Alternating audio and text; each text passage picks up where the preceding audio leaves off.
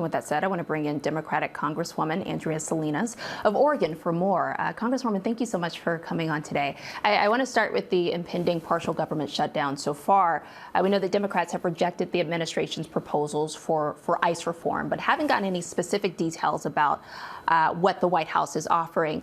Curious what's on the table here, and where can Democrats sort of find a compromise? Well, as I understand it, from my caucus, Trump is taking things off the table before he's accepting any provisions right now.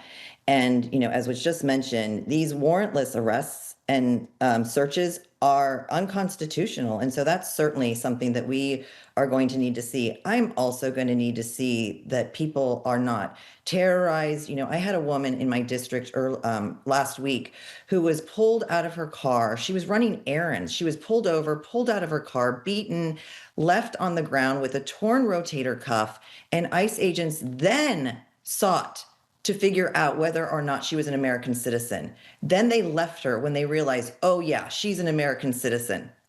This is unacceptable. Across America, we're seeing murders. No, we need serious reforms. And to that end, Congresswoman, Senate Majority Leader John Thune says it appears that Democrats don't really want a solution. Those are his words. He says that they want the political issue. What is your response to that criticism? If he were in my community, I have the largest Latino community in Oregon. We have businesses that are shuttering. 95% of my downtown core in one of my towns is Latino owned. Business is down 50%. So it doesn't matter that inflation may be lowering if people can't go to work, if people can't get jobs, if people can't go to the grocery store. People are living in fear right now. So of course we want solutions. I will take, any kind of movement from the Republican Party, but we have seen none so far. You mentioned what you've been hearing from your constituents, but I want to talk about what I saw when I was in Minneapolis covering the protest, following the death of Renee Good and Alex Preddy. Many there were telling me that they were frustrated with Democrats. Of course, they were frustrated with the ICE and the Trump administration, but they said that Democrats aren't doing enough to push back on this immigration crackdown. If this turns into a prolonged shutdown fight, are you and your party prepared to hold the line, even if it comes with political risk? Well, I can't speak for my entire party, but I know I am willing to hold the line right now. I introduced a bill with Senator Merkley. It's called the ICE and CBP Accountability Bill that will allow people whose civil rights have been violated to actually sue ICE and draw down from their budget if they're awarded damages. This is the kind of accountability that we need, and we need it right now. So that's the kind of pushback that I am calling for. And of course, this week, the House passed the Save America Act, which requires Americans to show proof of citizenship to register to vote. Only one Democrat voted for that bill. Yesterday, we spoke with a Republican Congresswoman who called the bill, quote, common sense. I want to play some of that moment. Take a listen.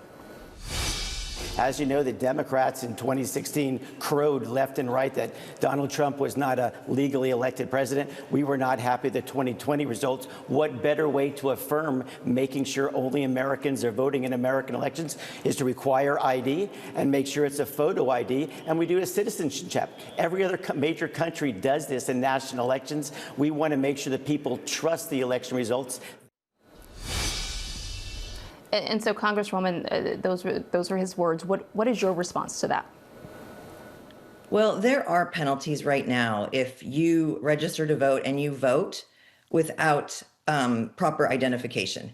And right now, all this bill is going to do is make it harder for people to vote. This is voter suppression. They're trying to spread this big lie that our elections aren't secure and that the 2020 election was stolen from Trump.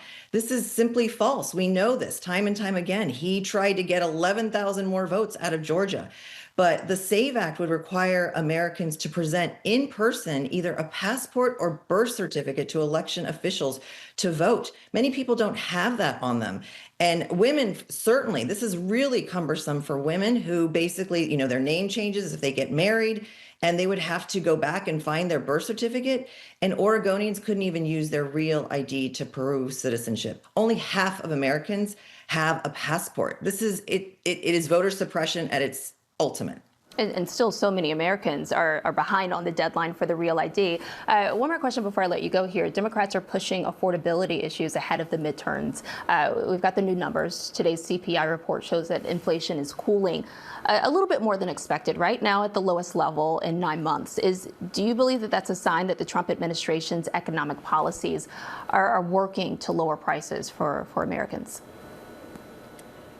I don't. As we heard in the story, housing prices are still really high. Yes, grocery prices may be cooling off a little bit, but I have to say, I went out shopping just last week with a constituent, and beef was up 16%, rice up 51%, coffee up 55% here in Oregon. So while the overall index may be cooling, and we saw, similar numbers under Biden, but what people are feeling right now is that they're drowning and they can't afford to, send their kids to childcare. They can't afford groceries, rent and housing is too expensive, and healthcare is still really expensive. Yeah, we know that the housing and the rent is still a very expensive situation for so many. Democratic Congresswoman Andrea Salina of Oregon, thank you so much for joining us.